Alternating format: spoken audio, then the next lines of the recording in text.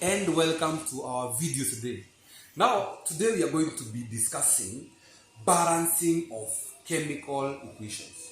Now, why is it so important to emphasize on learning more on balancing of chemical equation? Now, a correctly balanced chemical equation results in giving us what we call correct mole ratios of the reactants and the products. Now, correct mole ratios will enable us to have correct calculations when we shall be doing the mole. Now, for us to be able to balance chemical equations, we need to be also to be able to interpret the chemical formula for the reactants and the products. Now, correct interpretation of this chemical formula will not only enable us to balance this chemical equation correctly, but they also enable us to be able to calculate in the molecular masses, which in turn gives us the molar masses, which is very helpful as we also do the mole. Now, our first equation here is an equation between sodium hydroxide, sulfuric acid dilute, sodium sulfate, and water. Now, as you know, all the sorts of sodium are soluble in water, so the state of this salt is aqueous. Sulfuric acid is also soluble in water, so it is aqueous and it's dilute.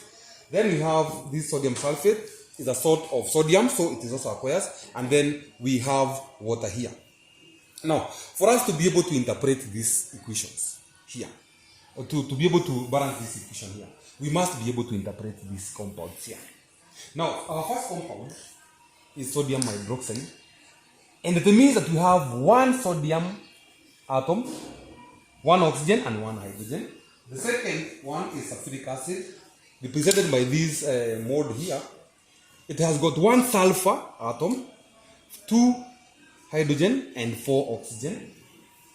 Then we have a sulfate, sodium sulfate here, which has got two sodium atoms, one sulfur and four oxygen. And then we have water.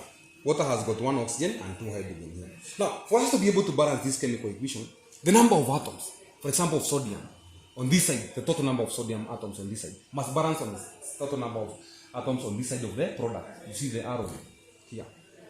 So, for oxygen, the same, and for sulfur, the same, and hydrogen. So, what we do, we start with now sodium here. We have one sodium here and two sodium on this side. So, it means that we need to add a sodium atom on this side. Now, to do that, we cannot just add one atom. What we do, we add the whole molecule. This is very important. We add the whole molecule, and by so doing, we also add for oxygen and hydrogen. So now we have two of sodium and two of sodium, so sodium are balanced. Let us consider oxygen. On this side, we have 1, 2, 3, 4, 5, 6 oxygen atoms. On this side, we have 1, 2, 3, 4, 5. So on this side, we require 1.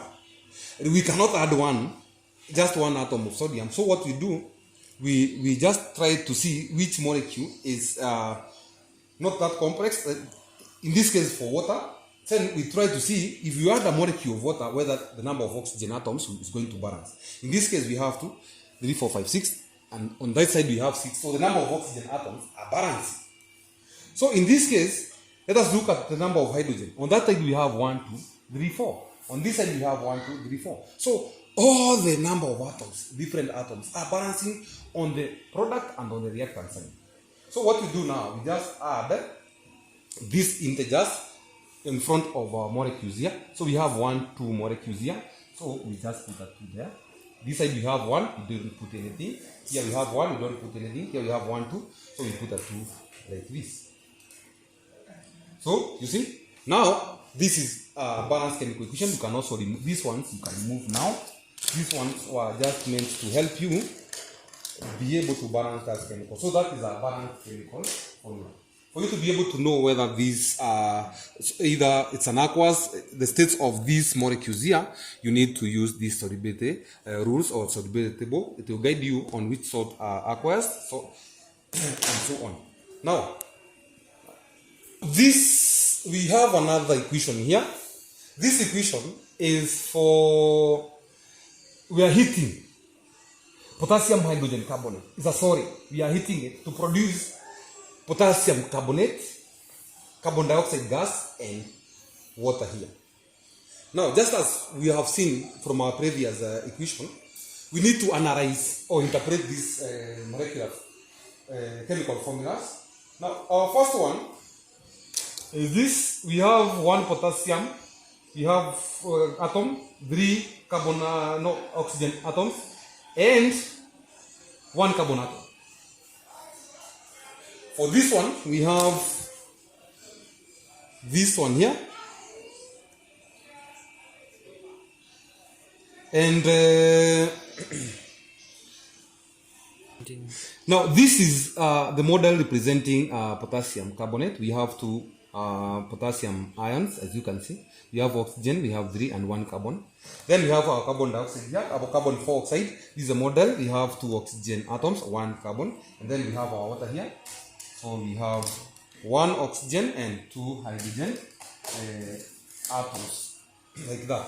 So for us now, we need, you see, these are the products here. So the number of individual atoms for potassium, oxygen, and carbon should balance with the same number of, with the same type of atoms on that side. Now, if we start with potassium, we have 1 potassium here, and here we have 2. So you have to do something. You have to add a potassium atom on that side. And to do that, we have to add a whole molecule of potassium, hydrogen, carbon. So we have 2 potassium atoms, like on this side, so those ones are balanced. Let us consider carbon. We have 1, 2 carbon atoms and 1, 2 carbon atoms. Oxygen, we have on this side 1, 2, 3, 4, 5, 6. On this side, we have 1, 2, 3, 4, 5, 6. So you see, all the number of carbon atoms of the atoms, of individual atoms, are balancing on this side of product as on that side of the reactants. So we put our integers. Here we have 1, 2 molecules. So we put a 2 there. Here we have 1. It's going to remain 1. Here we have 1. And here we have 1. So if we may remove this now, our models here, which just helps us to balance this chemical equation. You can see our balanced chemical equation is that one. Now, next time, in our next video, we are going to look at how to write ionic equations, which is also very important. But this has laid the foundation for writing ionic equations. The most important thing is that you are supposed to actually study and look at the solubility rules or solubility tables, because it is very important to know whether a compound is soluble or insoluble. That will play a key role in writing ionic equation. We meet in the next video, and don't forget to subscribe.